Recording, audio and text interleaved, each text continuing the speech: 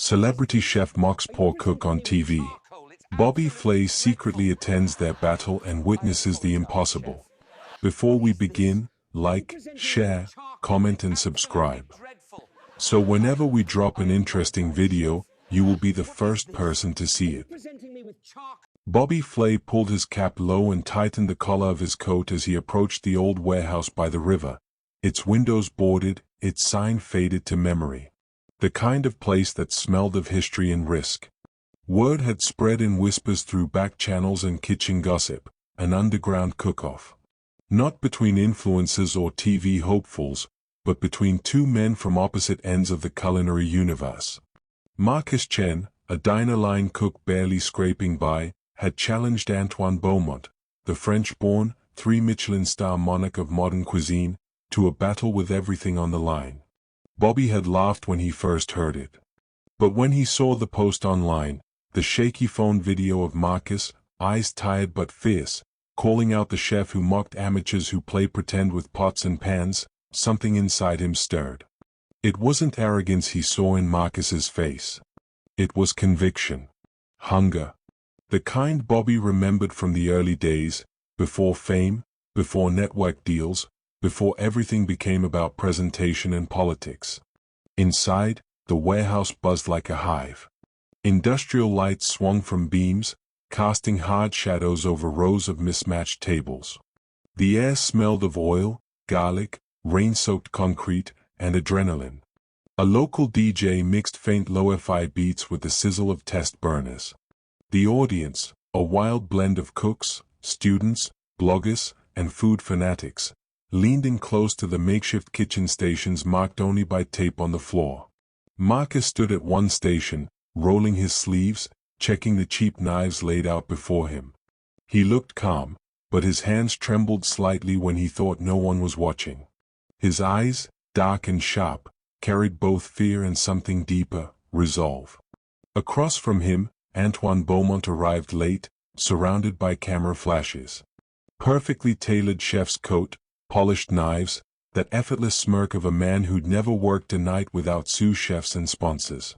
5 courses, the host announced, voice echoing through the warehouse. $50 of ingredients. No imports. No foie gras. No truffles. Real food. Real heart. A murmur swept through the crowd. Antoine scoffed audibly. $50?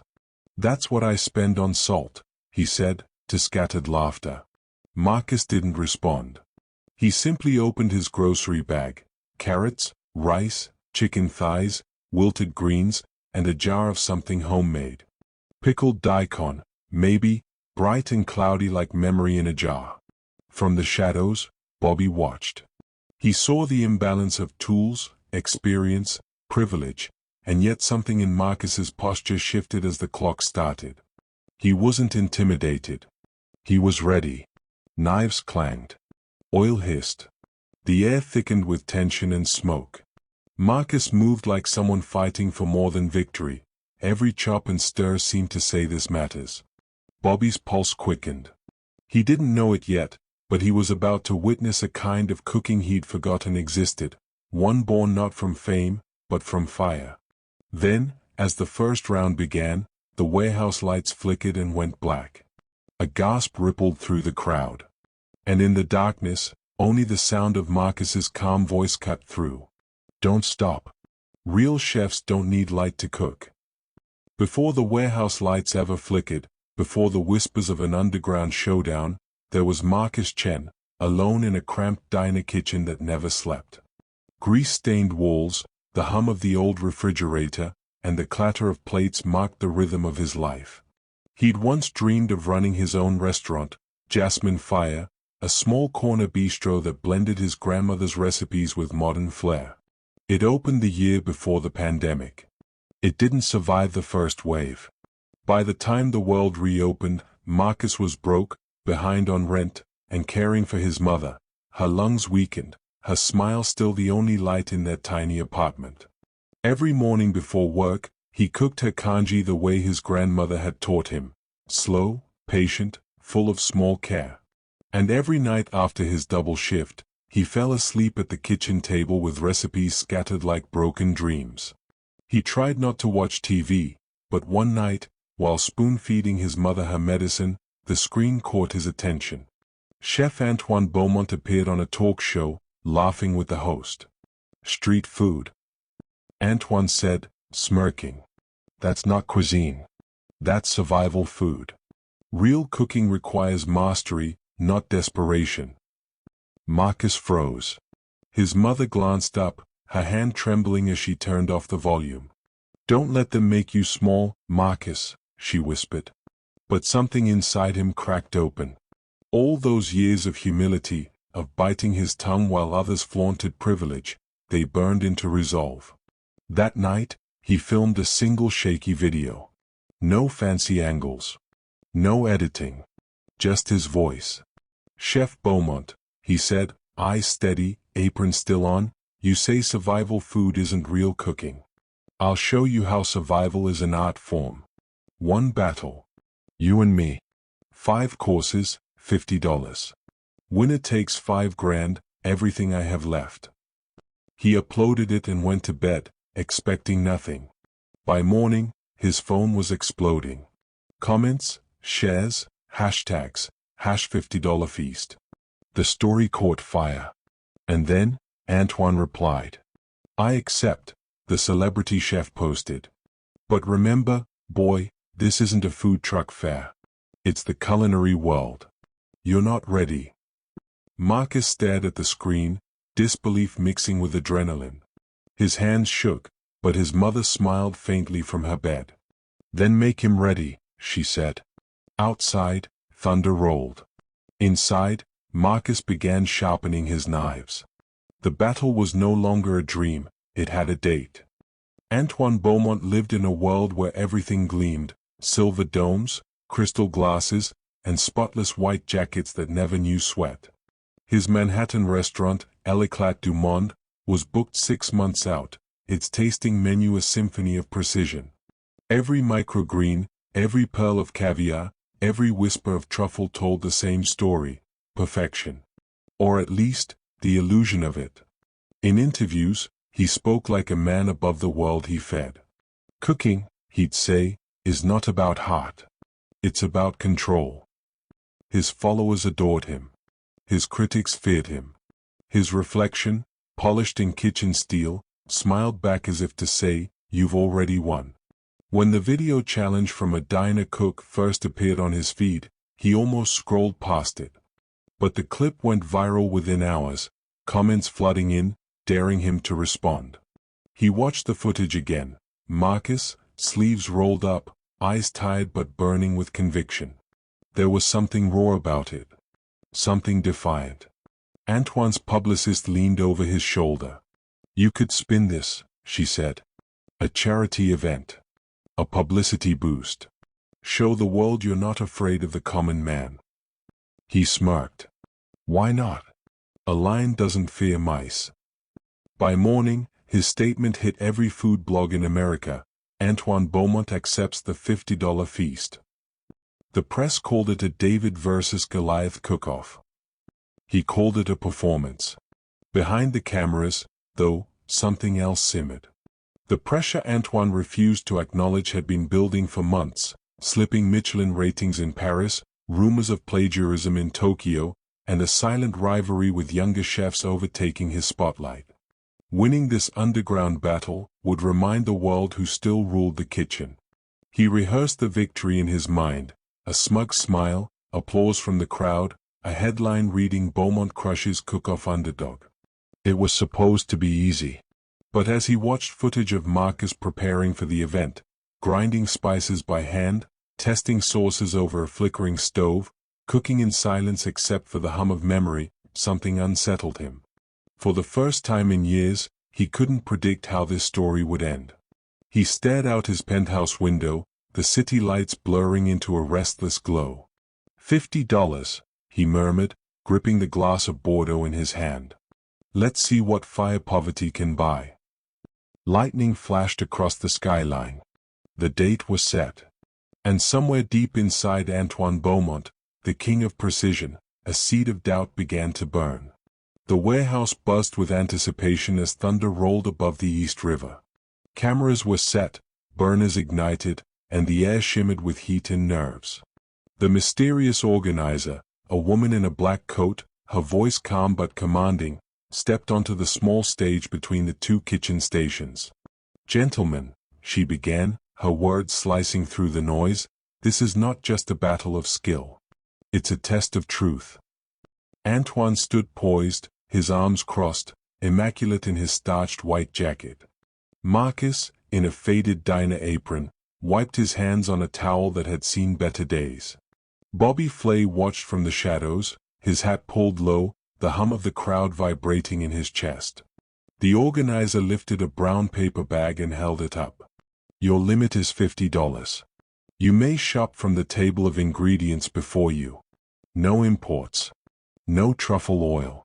No foie gras. No shortcuts. Cook as if you're feeding someone you love, because tonight, your food will tell your story." The crowd murmured in shock. Antoine's confident smirk faltered. His eyes darted over the humble setup: rice, onions, beans, chicken thighs, carrots, potatoes, wilted greens, and a few pantry staples. No caviar. No saffron.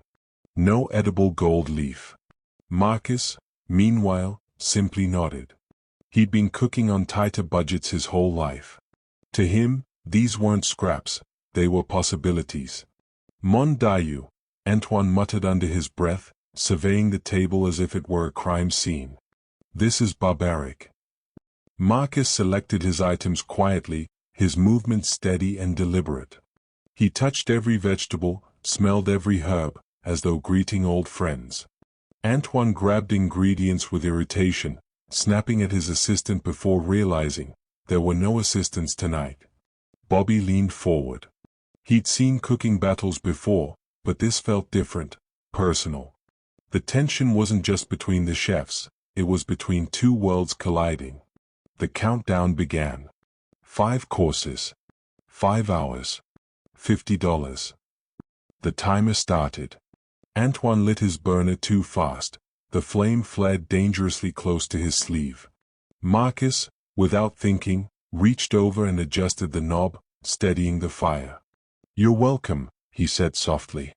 Antoine froze, pride and embarrassment warring behind his eyes. The audience fell silent, sensing the shift. This wasn't just a contest anymore. It was a confrontation of character. Then the organizer's voice echoed once more from the MIC. "Oh, and one more thing, there's a secret ingredient you'll both discover halfway through." The room erupted. Bobby's eyes narrowed. Whatever that secret was, it would change everything. The warehouse, once filled with noise and swagger, had grown tense and focused. Every chop, every hiss of oil, every heartbeat amplified under the industrial lights. The first course would set the tone, and everyone knew it. Marcus stood at his station, eyes calm but alive. He stirred a small pot on a single flickering burner, the scent of ginger, scallion, and soy filling the air, comforting, nostalgic, yet impossibly refined. From scraps of chicken thighs, he'd built a golden broth, clear as amber and shimmering with care. He added delicate dumplings filled with minced vegetables and garlic oil, sealing them by hand the way his grandmother once did on cold winter nights. Antoine, meanwhile, plated his creation with the precision of a surgeon. Thinly sliced carrots arranged in perfect symmetry, a drizzle of aioli painted like calligraphy. It looked flawless, modern art on porcelain. Cameras clicked. The crowd gasped at its beauty. But when he took his tasting spoon and glanced at Marcus's bowl across the way, something in his expression tightened. The organizer rang a small brass bell. First course, presentation. Marcus stepped forward first. He set his simple bowl on the table before the judges. "This is memory broth," he said softly. "Made from what's left, not what's lost." The first judge tasted it, closed his eyes, and exhaled as if warmth itself had entered his chest. Another whispered, "It tastes like home." Then came Antoine. "Carrot textures with lemon air," he announced, his voice commanding. The dish was elegant, structured, but cold. The first spoonful drew polite nods, not emotion. Perfection without pulse. From the shadows, Bobby watched the crowd shift. The murmurs now carried Marcus's name. Something raw was happening, something Antoine's artistry couldn't replicate. Bobby felt a flicker of recognition deep inside, the taste of truth. Antoine noticed it too. His jaw tightened as the applause for Marcus grew louder than his own. The arrogance in his posture began to wilt, replaced by something unfamiliar, doubt. The host raised her mic. Round 1, goes to Marcus Chen. The crowd erupted. Marcus didn't smile. He simply bowed his head, grateful. Antoine's fingers clenched around his knife. For the first time in his career, perfection hadn't been enough. And across the warehouse, the flickering lights dimmed again, signaling the next course and the beginning of Antoine Beaumont's unraveling. By the second course, the warehouse felt hotter, heavier, like the air itself was holding its breath. Antoine Beaumont's crisp confidence had begun to fray. He stood over his station, staring at a pile of potatoes, lentils, and bruised apples as though they were enemies sent to humiliate him. "This is peasant food," he muttered, slicing too fast, the knife slipping dangerously close to his fingers. Sweat beaded on his brow. His usual army of sous chefs was gone, replaced by silence and the echo of Marcus's steady rhythm across the room. Marcus worked like water, fluid, calm, and unhurried. He transformed cabbage into something that shimmered like art, coaxed caramel from onions, and toasted rice until the air smelled like memory. Every motion came from muscle, not ego. Bobby watched from the corner, the glow of the burners flickering across his face. He'd seen great chefs before, but this was survival turned to symphony. Antoine's frustration mounted. His sauce broke twice. His puree curdled. He slammed his pan down hard enough to draw startled glances from the crowd. Across from him, Marcus quietly slid a spare bowl of stock closer, without a word. "Keep your pity," Antoine snapped. Marcus didn't look up. "It's not pity. It's cooking." That simple line hung in the air, cutting deeper than any insult. The crowd fell silent for a beat, then whispers began spreading, Antoine struggling, Marcus thriving. Bobby leaned forward, heart tightening with something between admiration and nostalgia. "That's the thing about real chefs," he thought. "They make beauty out of scarcity." Antoine tried to recover. He reached for the secret ingredient, still wrapped in brown paper, and tore it open. Inside lay a single root vegetable, taro. He hesitated, staring at it as if it were a riddle. Marcus, seeing it, smiled faintly. He knew that taste well. Antoine's hands trembled as he diced. Marcus, in contrast, roasted his taro slowly, glazing it in soy and honey, letting the aroma drift like warmth itself. The timer bled. Antoine's dish looked perfect but hollow. Marcus's looked humble but alive. As the judges moved toward them, the warehouse lights flickered again, once, twice, then the entire room plunged into darkness. Someone gasped. A voice shouted. Metal clanged. And in that darkness, Bobby heard Antoine whisper through clenched teeth. "I'm not losing to a line cook." The third course began like a storm, fast, chaotic, and charged with tension. The warehouse lights had steadied, but the atmosphere was electric, pulsing with the rhythm of knives and the hiss of frying oil. Every movement felt heavier now. Sweat dripped from foreheads. The crowd whispered like a gathering wind. Antoine Beaumont was unraveling. His confidence, the same swagger that once commanded Michelin kitchens, was slipping through his hands like melted butter. The $50 limit had stripped him bare. There were no truffles to hide behind, no imported cheeses to disguise mistakes. His pan smoked violently, the smell of burning sugar twisting through the air. "Damn it!" he barked, jerking the pan off the heat. The caramel had seized into black shards. His next course, his redemption plate, was ruined. Across the room, Marcus noticed. He didn't hesitate. He walked over quietly, holding a small jar, his grandmother's homemade pickled ginger syrup. Without a word, he set it near Antoine's station. Antoine froze. "What are you doing?" Marcus met his eyes. "You can still balance it. Add a spoon. Trust me." For a long moment, pride and panic waged war across Antoine's face. Then, almost in disbelief, he did it. The sweetness returned, the bitterness softened, and for the first time that night, Antoine tasted something that wasn't perfection, it was honesty. The crowd had gone silent. Bobby Flay leaned forward, his pulse quickening. He'd seen rivals fight dirty, but never this, never compassion in the heat of competition. Antoine glanced at Marcus, the edges of his arrogance faltering. "Why?" he whispered. Marcus shrugged lightly. "Because the food deserves better than our pride." When the third course was served, Antoine's plate sang again. Simple, elegant, human. Marcus's dish, a humble stir-fry of roots and herbs, carried quiet emotion, the flavor of home and sacrifice. The judges tasted both, visibly moved, but it wasn't the plates that stunned them, it was the story behind them, unfolding in real time before everyone's eyes. As applause broke out, Antoine didn't lift his chin in triumph. He looked down at his hands, almost ashamed. Bobby felt something stir in his chest, an ache, a memory of why he'd fallen in love with cooking in the first place. Then, as the crowd cheered, a voice crackled through the warehouse speaker system. "Attention, chefs, it's time for the secret ingredient to reveal its second form." The room fell still. Even Marcus looked uncertain. And just like that, the battle changed again.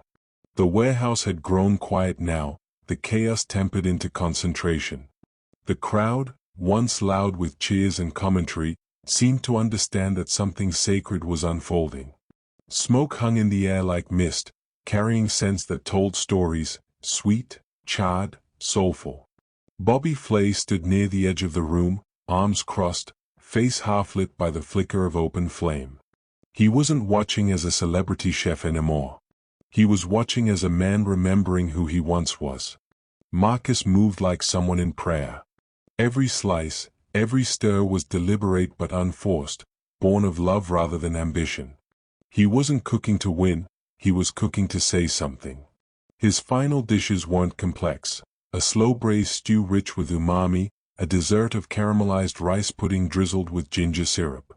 But each plate carried emotion, history, and care. Across from him, Antoine plated with surgical precision. His hands trembled only slightly as he constructed his masterpiece, perfect geometry, perfect texture, perfect emptiness. Every motion was technically flawless, yet Bobby could see it now. Antoine was chasing validation, not expression. When the final plates were presented, a hush fell over the room. The organizer's voice echoed softly, almost reverent. "Gentlemen, your final course." Marcus stepped forward. "This one's for my mother," he said simply. "She taught me that food can heal what medicine can't." His voice caught for a second, and even Antoine looked away. The first spoonful of Marcus's dish drew tears from one of the judges. Antoine's course, by contrast, dazzled the eye but not the heart. It looked like victory but tasted like absence. When the last judge set down his spoon, Bobby knew who had already won. He felt his chest tighten with something like shame. When did I stop cooking like this? He thought. When did food stop being about people? The applause began softly, swelling into something like gratitude. Antoine stood still, staring at Marcus, as if trying to understand how simplicity could feel so powerful. Then the organizer raised her hand. "Before we announce the result," she said, her tone shifting, "there's one final test.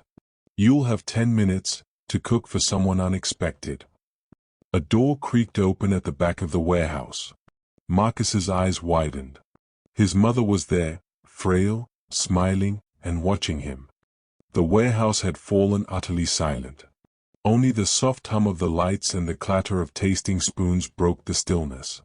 The judges, a retired chef, a neighborhood food blogger, a diner owner, and a single mother from Queens took their final bites.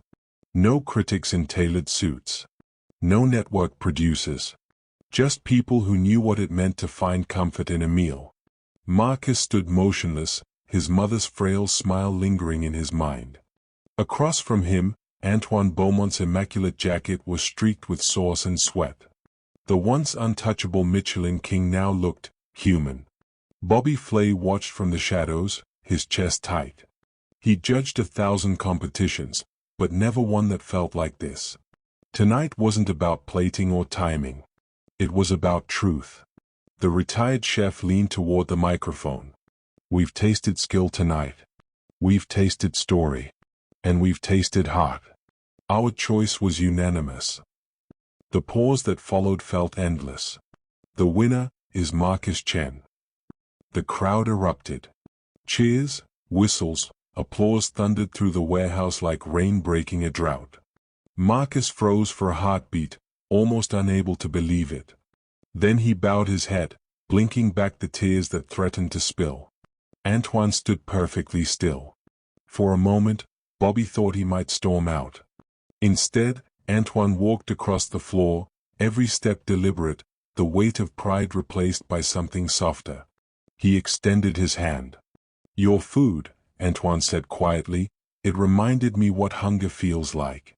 Not for stars, for meaning. Marcus took his hand.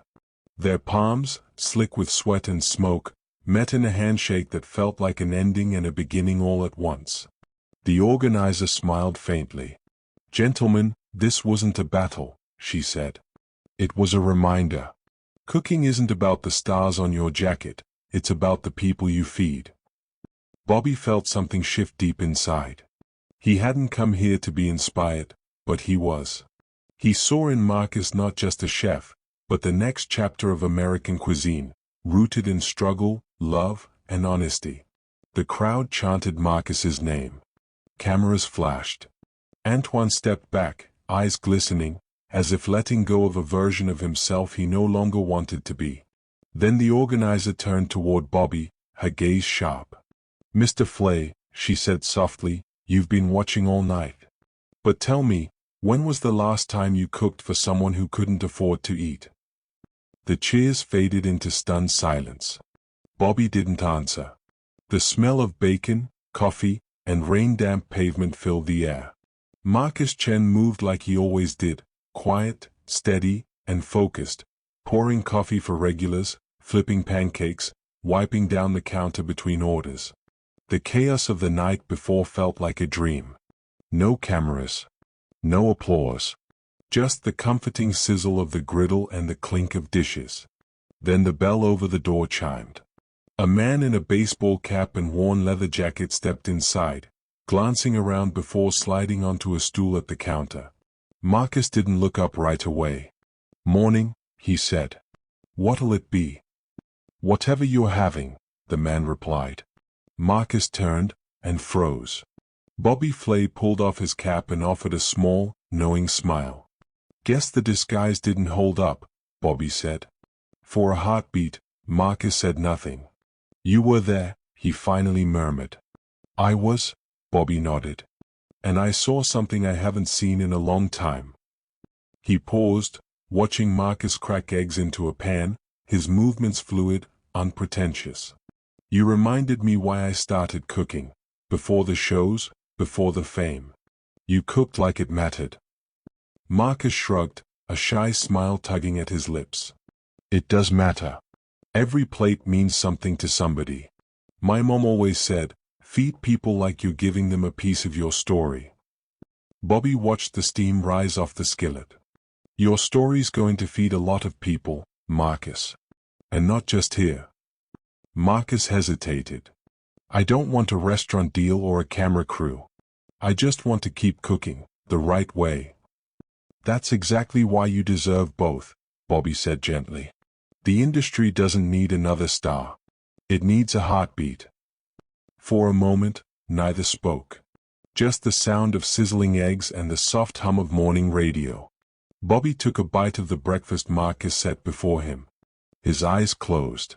Simple, he whispered. And perfect. Marcus smiled, looking out the window where sunlight spilled across the cracked sidewalk. Bobby left a card on the counter, mentorship, not a contract. Call me if you ever want to teach the world what food really means. As the door closed behind him, Marcus turned back to the grill, the bell still ringing softly. For the first time in years, Bobby Flay walked away from a meal feeling full, not from food, but from faith in the future.